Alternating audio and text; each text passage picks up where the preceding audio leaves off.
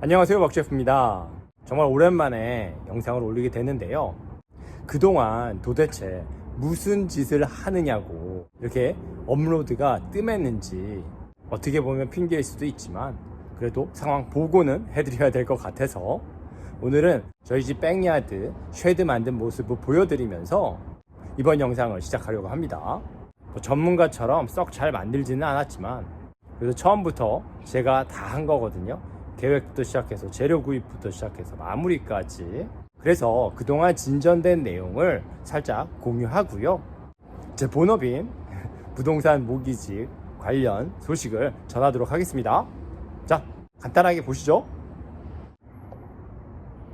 자, 여기가 원래 지금 잔디였거든요. 알이 잔디지 이제 다 잡초밭이었어요. 그래서 그걸 다 개간을 했습니다. 그래서 여기에 파브도 깔았고 여기 돌 깔았고 경계선을 4x4 우드로 만들어서 박아 넣었죠. 그리고 거터도 원래 저쪽에서 나왔는데 저쪽에 하면 지붕으로 바로 떨어지니까 이쪽으로 옮겼고요. 그리고 이게 쉐드 지붕이에요. 이 지붕도 제가 다 올라가서 한 겁니다. 이 벽도 프레임도 제가 했고요. 도어도 제가 만들었고요. 윈도우도 제가 단 거고요. 그래서 어떻게 보면 굉장히 작아요. 이 옆이 지금 가라지거든요. 가라지 옆에 저쪽 펜스랑 사이에 한 폭이 4인치 정도 되고요. 길이는 상당히 깁니다. 한 17인치 정도 돼요. 그래서 이 공간이 너무 쓸 데가 없어 가지고 가라지를 좀 유용하게 쓰려고, 겨울에 운동도 하고 그런 공간으로 쓰려고, 그러면 이제 잡동사니들이 있어야 될 공간이 필요하잖아요. 그래서 이제 이 공간에다가 쉐드를 만들 플랜을 이제 세웠고 실행을 했어요. 그래서 지금 다 만들었고 여기는 이제 물 받을 수 있게 해놨고요. 여기 이제 수도꼭지도 달아야겠죠. 페인트 칠하고 실러까지 칠했어요. 여기 물에서 가까운 곳이라서 아무래도 물에 좀 취약하겠죠. 그래서 실러도 발랐고요. 간략하게 안을 보여드리면은요, 자, 이렇게 돼 있습니다. 꽤 길죠. 지금 가라지에 있는 것들을 옮겨는 놨는데 정리를 못했어요. 다 보시면은 꽤 깁니다. 그래서 지붕이 저렇게 돼 있죠. 저쪽에도 창문이 있고요.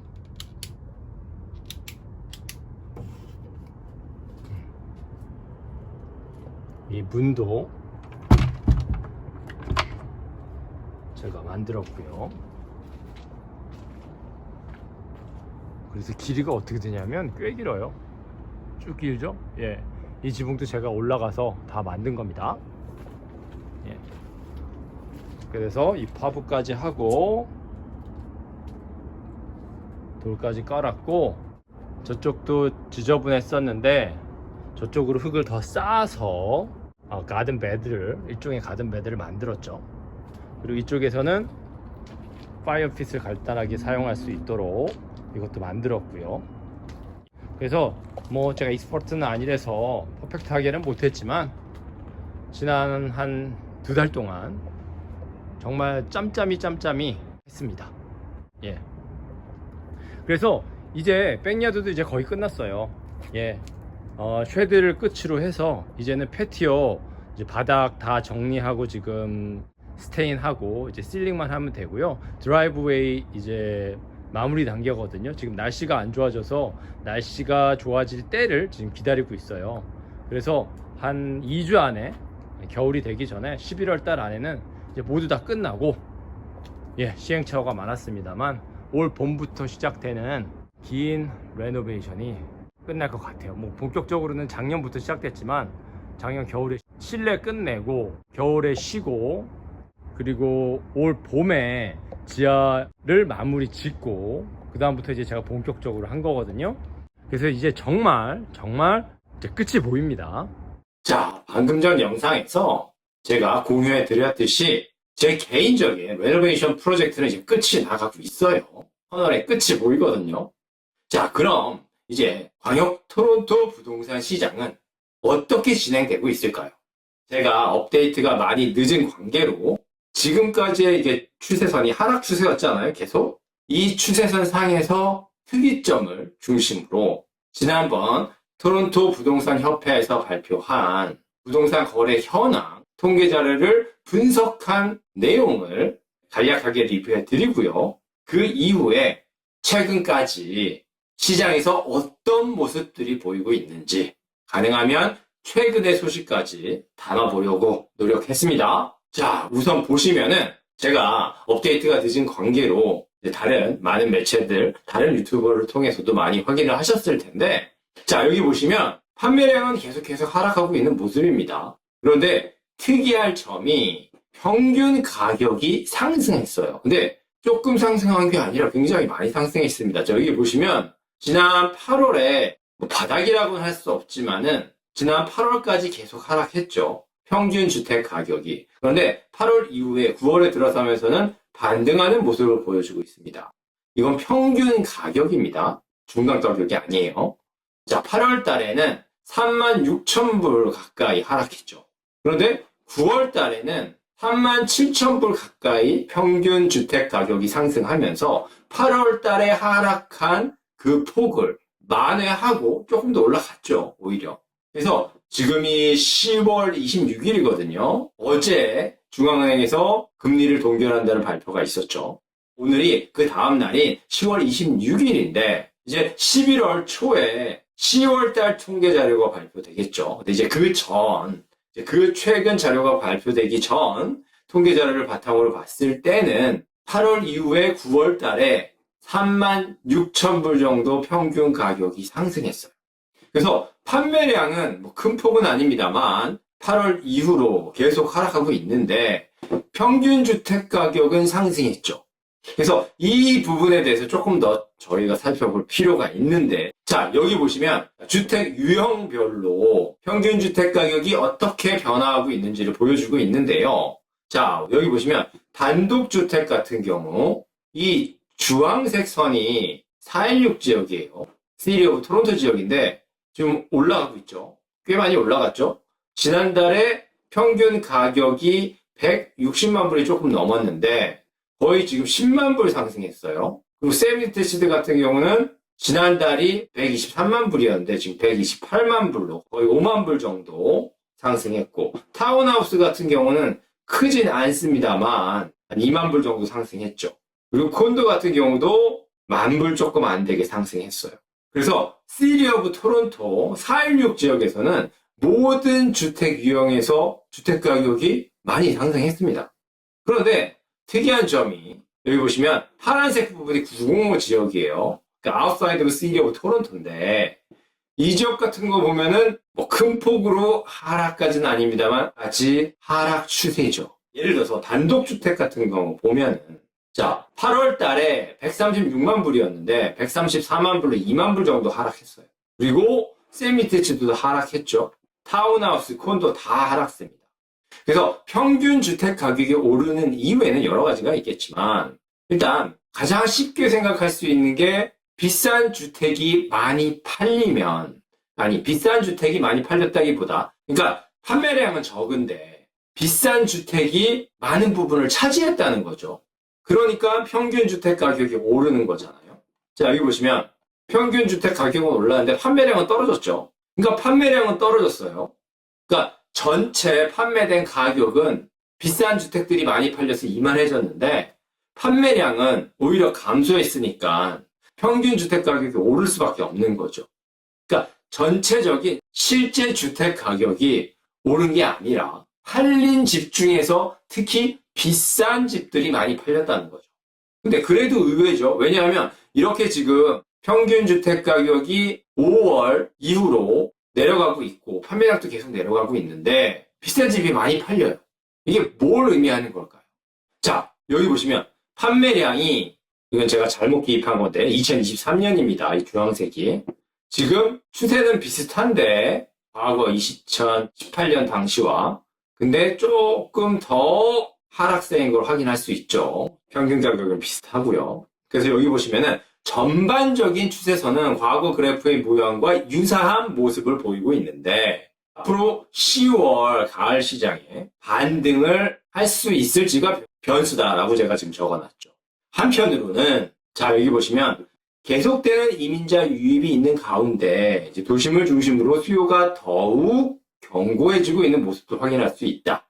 코로나 상황으로 외곽으로 옮겨졌던 선호도가 역시 토론토 중심이라는 마인드를 되찾고 있는 모습도 볼 수 있다. 그러니까 수요가 없는 건 아닙니다. 수요는 있는데 지금 이자율도 워낙 높고 계속 하락 추세니까 더 저점을 관찰하고 있는 거죠. 사람들이. 경제 상황도 워낙 안 좋고요. 그런데 살려는 사람들이 있어요.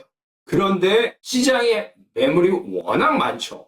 시장에 매물이 워낙 많다 보니까 선택할 수 있는 폭이 높죠. 그러다 보니까 가장 좋은 것만 팔린다는 겁니다. 자, 간단하게 얘기해서 자, 마켓에 사과를 사러 갔는데 사과가 이렇게 많아요. 그럼 그중에서 사람이 고르겠죠. 그런데 그렇게 해서 다 팔려나간 후에, 다 팔려나간 게 아니라 얼마 안 남았어요. 얼마 안 남아갔는데 나는 꼭 사과를 사야 해요. 그러면 그 있는 사과 중에서 사야겠죠. 아니면 다음 기회를 미루든지. 근데 지금 사과가 시원찮은 게 없지만 지금 당장 사야 한다면 이 몇 개 안 되는 선택지에서 사야겠죠. 근데 지금은 그런 시장이 아니죠. 사과가 이만큼 있죠. 그러니까 가장 좋은 사과가 예전에는 좋아서 비쌌던 사과가 조금 싸게 팔려나가는 거죠. 근데 예전에 이렇게 비쌌는데 조금 싸졌지만 그래도 다른 밑에 있는 것보다는 비싸겠죠. 이런 매물들이 팔려나가면서 평균 주택가격을 올리는 거죠. 물론 몇 개 팔려나가지는 않아요. 판매량이 워낙 작기 때문에. 그래서 다른 데이터들은 크게 차이점이 없습니다. 자, 보시면 자, 지역별로는 다 계속 하락하고 있습니다. 시티 오브 토론토, 필지어 다 하락하고 있죠. 그리고 신규 매물량 같은 경우도 지금 더 가파라지고 있죠. 여기 보시면 액티브 리스팅, 뉴 리스팅 다 상승하고 있습니다. 자, 그래서 여기 보시면 매물의 체류 기간이 평균 30일로 지난 6월에 19일에서 지속적으로 증가하는 모습을 확인할 수 있다. 과거의 추세와 비교해 보면 주택시장의 성수기인 가시장의 초입에 감소했어야 하는데 이를 무시하듯이 가파르게 상승하면서 주택시장의 매물이 쌓이는 모양새다. 물론 본격적인 가시장의 시작은 10월이기에 아직 속단하기는 이르지만 예전보다 조용한 가을 시장임에는 분명해 보인다. 자, 이 통계 자료를 바탕으로 제가 분석해보고 정리해놓은 이 글인데 사실 이 글이 굉장히 오래됐어요. 몇 달 된 건 아니지만 몇 주 전입니다. 그러니까 몇 주 전에 제가 분석을 해서 이렇게 적어놨는데 그 몇 주 동안 제가 거래를 하고 손님들을 만나고 하면서 이제 느낀 게 있을 거 아니에요? 근데 그 느낌을 바탕으로 말씀드려보면 조용한 가을 시장 정도가 아니에요. 지금 이미 겨울 시장에 진입했습니다. 그러니까 이미 겨울 시장에 한참 진입한 그런 느낌이에요. 리스팅하고 있는 매물들이 쇼잉도 정말 거의 없고요. 그리고 제가 이제 구입해 드리려고 쇼잉을 갔던 매물들의 리스팅 에이전트한테는 하루가 멀다 하고 연락이 와요. 근데 지금이 아니라 지금이 이제 10월 말인데 한 9월 달까지만 해도 그 사람들의 전화 속에서 약간 어떤 의지가 보였어요. 팔려는 의지가. 그런데 지금은 서로 위로해주는 분위기예요. 야, 안 팔리지? 안 팔려. 그래서 서로 이해하는 분위기입니다. 그러니까 예전에는 그나마 시장이 괜찮았을 때는 전화가 오면 자기 물건이 어떻다는 걸 홍보를 해요. 물론 뻔한 얘기긴 합니다만 자기도 알면서 홍보를 하죠. 그리고 저만 그런지 모르겠습니다만 자, 이제 쇼잉을 하고 오잖아요. 그래서 저쪽 리스팅 에이전트가 전화가 와가지고 어땠냐고 피드백을 달라 그러면 예전 같으면 저도 그냥 간략하게 말하고 기억 안 난다고 하든지 실제로 기억이 안 나는 경우가 많죠. 제 클라이언트가 인터레스팅 하지 않다면 기억이 날 이유가 없잖아요. 그런데 그럼에도 불구하고 그 기억을 끄집어내서 유니 넘버도 물어보고 해서 최대한 피드백을 해줘요. 되게 고마워하고요. 그런 분위기입니다. 그래서 분명 팔려나가고 있는 매물들은 있는데 똘똘한 매물들은 팔려나가고 있는데 굉장히 조용한 시장입니다. 하나 더 보시면 SNLR, 바이어 시장이냐 셀러 시장이냐를 이제 간략하게나마 판단할 수 있는 수치인데 8월까지 미비하게 하락 추세였는데 그 이후에 다시 살짝 속도를 내는 모습이죠. 그러니까 더 바이어 시장으로 내려가고 있는 모습이죠. 자, 그래서 통계 자료에 관련된 분석은 여기까지만 간략하게 정리해 드리고요. 자, 그럼 이번에는 최근 기사들을 한번 살펴볼게요. 첫 번째로는 자, 여기 보시면 캐나다 부동산 가격은 예상보다 더 하락할 것이다. TD뱅크에서 예측을 한 건데, 사실 TD뿐만이 아니라 여기 보시면 캐나다 부동산 협회에서도 조차 가격 전망 하향을 예상하고 있습니다. 여기서도 온타리오주와 BC주의 약세로 인해 올해 주택 매매 가격 전망을 하향 조정했다.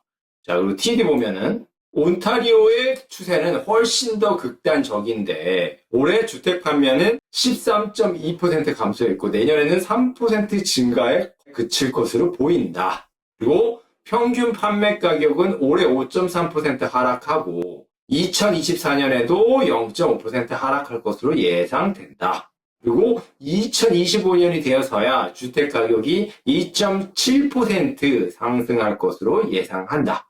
그러면서 금리가 내려가지 않는다면 더 조정이 있을 거라고 말하고 있죠. 그래서 전체적인 추세가 예상이 하락이에요, 지금.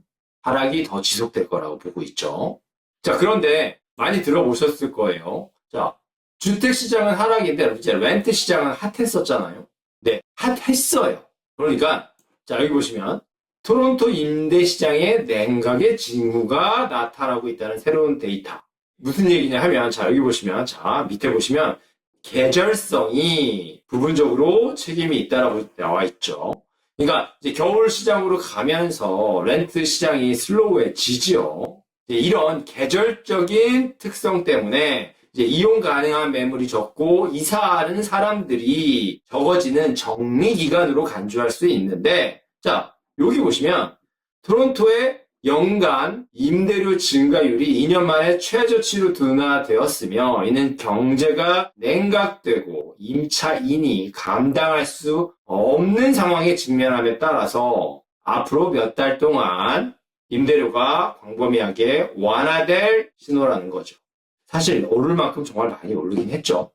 자, 그리고 이 기사에서도 보시면 재고가 쌓이고 있다. 자, 지난 9월 단독주택 매매는 사상 최고치를 기록하는 등 판매가 급감했다.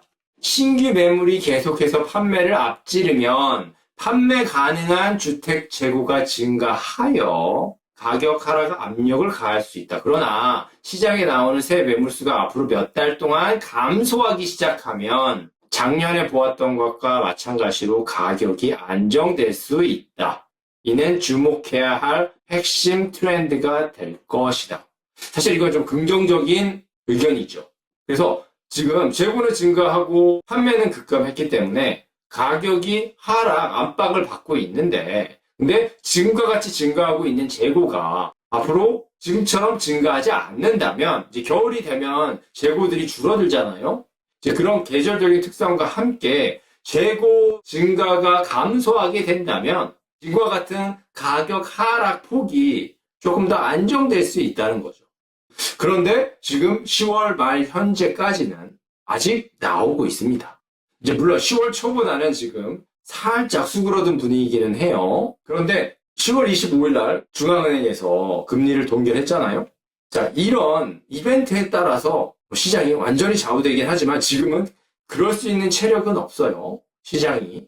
제 생각에는 그렇게 느껴집니다. 그런데 그럼에도 불구하고 이제 이런 이벤트에 따라서 매물이 더 나오고 실제로 조금 더 팔려나가고 있어요.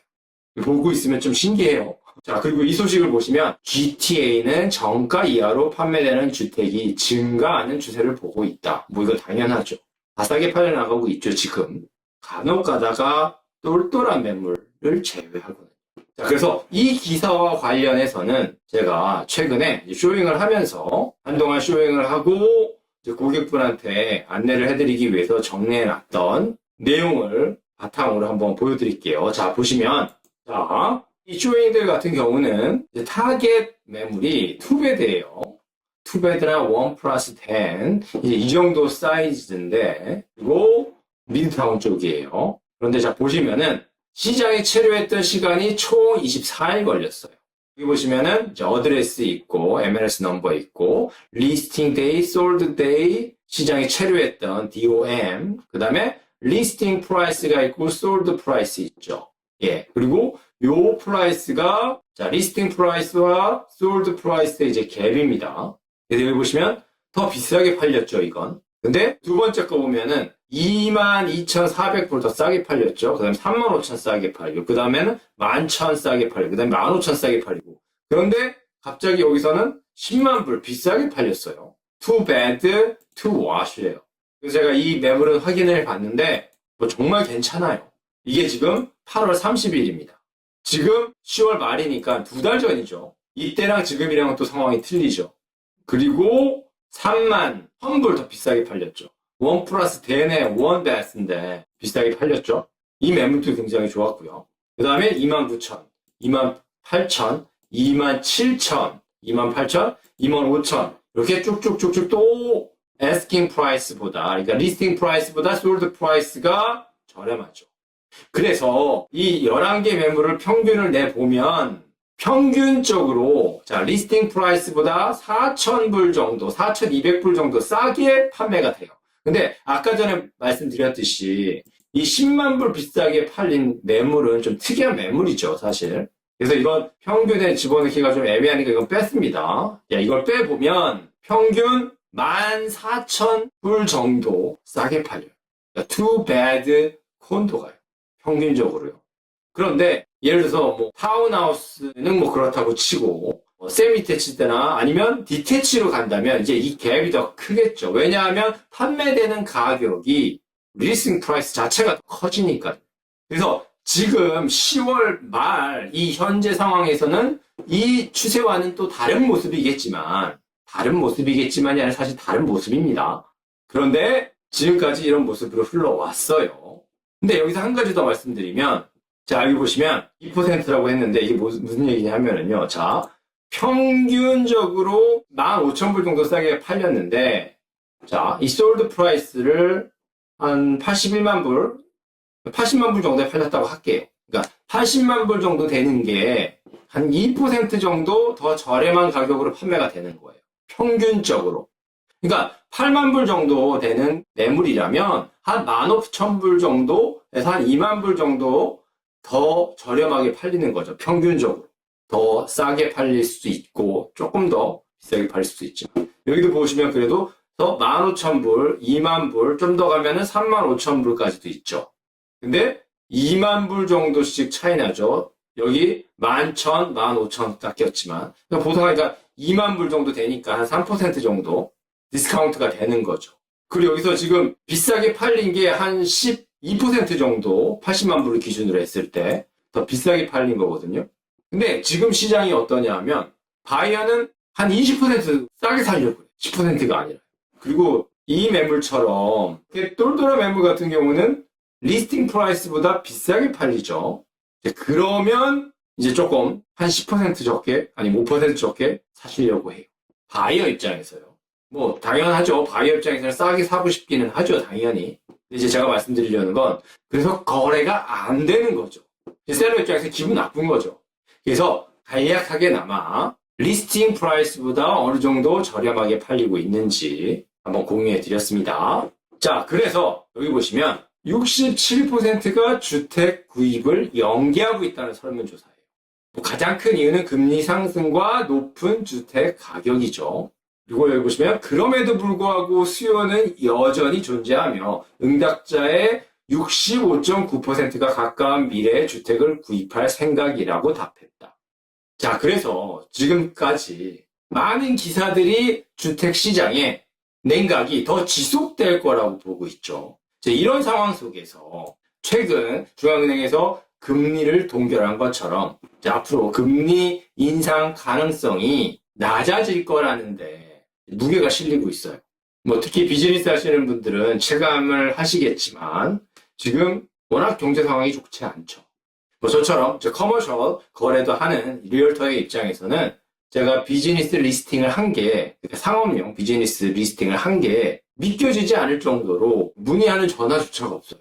그러니까 비즈니스도 돈이 움직여야지, 돈을 빌릴 수 있어야지 하죠. 그래서 지금 팔리는 것들은 정말 조그만 것들을 돈 빌리지 않고 할 수 있는 5만 불, 6만 불, 10만 불 미만의 이제 그런 비즈니스들은 거래가 되는데 이제 그것보다 조금만 더 커지면 조용해져요.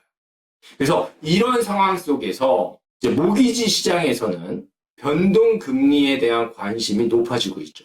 왜냐하면 금리가 계속 오를 거라는데 무게가 실렸을 때는 고정금리로 모기지를 얻어야 된다고 생각했지만, 그런데 지금 어느 정도 고점에 도달하고 생각하고 있으니까 지금 들어가면 조금 있으면 이제 내려갈 거 아니에요. 이제 그렇게 생각하는 거죠. 내려갈 거라는 게 아니라 내려갈 거라고 생각을 한다면 변동으로 들어가야지. 지금은 고정보다 높기 때문에 손해지만 고정으로 막 예를 들어서 뭐 6.3% 4% 이렇게 들어갔던 것보다 지금 비록 거의 7% 가깝게 들어가더라도 1년 2년 후에는 더 유익하다는 거죠.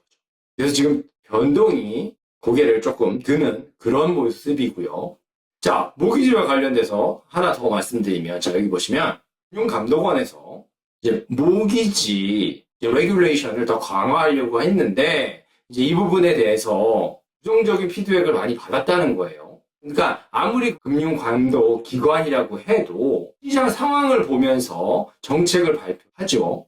물론 최근에 이제 중앙은행에서 금리를 동결하면서 각 주에서 정치권에서 금리를 동결해라, 더 이상 금리를 올리지 말라, 이런 이제 압력을 받았다고 하면서 이제 중앙은행의 독립성이 무엇보다 중요한 시점이라고 얘기했죠. 이제 이런 것처럼 이제 금융감독원도 이제 그런 독립성이 중요하죠, 필요하죠. 이제 그래야지 그대로 감사를 할 수 있으니까요. 하지만 아무리 그렇다고 치더라도 시장이 전체적으로 어떻게 돌아가는지 피드백은 받아야 될 거 아니에요. 그 피드백을 바탕으로 정책을 만들어야 할 거 아니에요.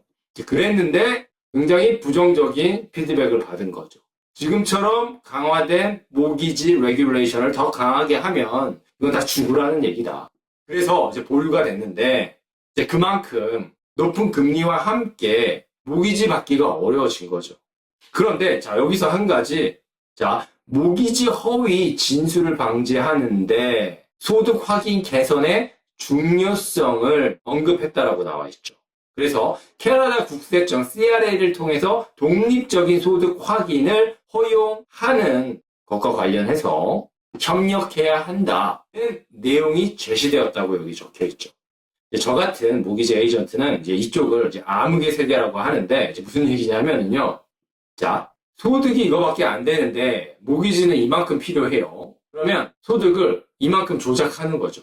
나는 소득이 10만 불밖에 안 되는데 최소 15만 불이 돼야지 이만큼 모기지를 얻어서 이 집을 살 수 있어요. 그래서 15만 불로 소득을 조작하는 거죠. 그래서 은행에 제출하는 거죠. 근데 지금까지는 실제로 은행에서 이 조작된 소득을 확인할 수 있는 방법이 없어요. 아니, 맘먹고 확인을 하면 어떻게든 확인을 할 수 있겠지만 사실 이걸 확인하는 절차가 굉장히 타임 컨슈밍이죠. 인력도 많이 들고요. 그러니까 이걸 확인하는 의무를 모기지 에이전트한테 사실 위임한 거예요. 그래서 모기지 에이전트가 그 서류를 받아서 확인을 하고 검증을 해서 은행에 보내면 은행에서는 그걸 믿는 거죠.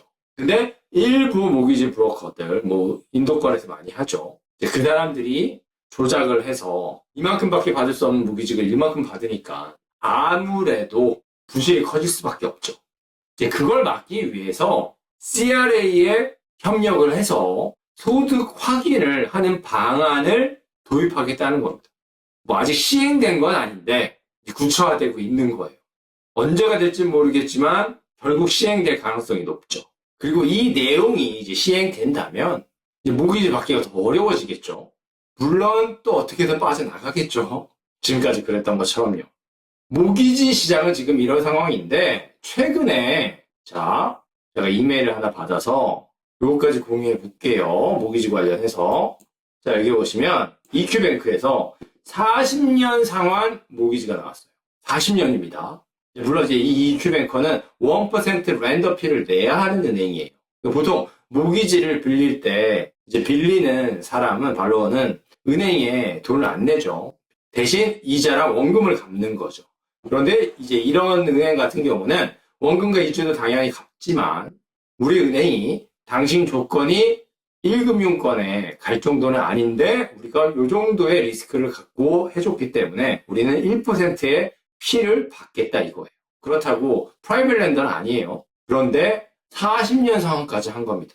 이제 그만큼 금리가 높아져서 모기지 받기가 어려우니까 이제 은행들이 어떻게 하면 모기지를 내줄 수 있는지 이제 상품을 개발하는 거죠.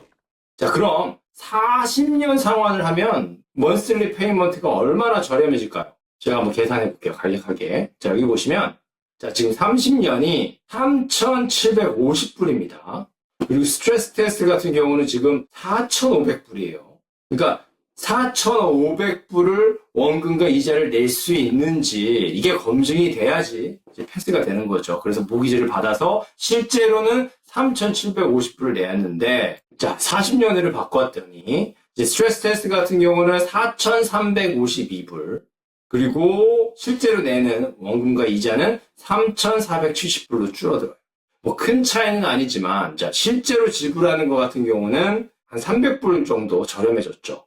그리고 스트레스 테스트 이 자격 조건 같은 경우도 한 220불 정도 감소했어요. 그러니까 몇백 불 차이가 나진 않지만 여기 보시는 것처럼 지금 인트레스트 레이시 지금 6.4라면 스트레스 테스트를 통과해야 하는 이자율이 8.4%인데 이 높은 이자율을 이 자격 조건을 스트레스 테스트를 충족시키기 위해서 200불 정도 낮출 수 있다는 건 사실 지금과 같이 고금리 상황에서는 옵션 중에 하나가 될 수 있죠. 문제는 이자가 엄청나게 많아지겠죠. 뭐 아시겠지만 처음에는 원금 대비 이자가 크잖아요. 그렇죠? 정말 초반에는 이자만 거의 낼 겁니다. 자, 그래서 자 마지막으로 이 기사 하나만 소개시켜 드릴게요. 이 기사가 이제 지금의 상황에 대해서 많은 걸 함축하고 있는 그런 기사라고 생각이 되거든요. 여기 보시면 자, 우리는 이전에 구매자 시장을 경험한 적이 있지만 그러니까 바이어 시장을 경험한 적이 있지만 지난 10년 중 대부분의 기간을 셀러 시장으로 운영해 왔기 때문에 대부분의 사람들이 자신이 어떻게 생겼는지 기억조차 못한다는 것이 어려운 점이다. 자, 제가 아까 전에 말씀드렸죠. 몇 번이나. 자, 똘똘한 매물이 팔리고 있다고요. 그런데 많은 셀러들을 보면 뭐 잘못했다는 게 아니라요. 셀러라면 당연합니다. 당연한데 자, 본인의 매물이 본인의 집이 이제 똘똘하다고는 생각을 안 하더라도 이런 거 저런 거 빼면은 아주 좋다고 생각을 해요. 그리고 실제로 시장에서 잘 팔렸어요. 그거보다 안 좋은 집들도 비싸게 잘 팔렸죠. 그러니까 그런 상황이 누적되다 보니까 실제 자신의 매물이 자신의 프로퍼티가 어느 정도 수준이라는 걸 모르는 거예요, 이제. 근데 지금처럼 바이어 시장이 이제 딥해지다 보니까 진짜 어떤 매물이 똘똘한 매물인지 이제 갈려지는 거죠. 그래서 여기 보시면 앞으로 우리는 2019년 미국에서 보았거나 90년대 초반 GTA에서 보았던 것처럼 가격이 폭락하는 것을 반드시 볼 수는 없을 것이다. 교묘하게 피해가고 있죠. 하지만 조정의 여지가 더 있을 것이라고 말하고 싶다. 그리고 또 하나 보시면 자 마지막으로 현재 경제적 측면에서 볼 때 affordability를 볼 때 이 가격으로 현재 가격으로 구매할 수 있는 메커니즘은 현재 실제로 작동하지 않는다. 그래서 가격 조정이 계속 되어야 한다고 생각한다. 바이어 입장에서는 반가운 소식인데 셀러 입장에서는 한편으로는 무서운 얘기죠. 자, 그래서 본격적인 겨울 시장이 시작되고 있는 이 가을의 끝자락에 업데이트가 많이 늦어졌지만 간략하게나마 최근 부동산 모기지 소식을 정리해 드렸습니다. 이번 영상도 도움이 되셨으면 하고요. 지금까지 영상이 도움이 되셨다면 좋아요, 구독, 알람 버튼 부탁드립니다. 지금까지 박 셰프였습니다. 감사합니다.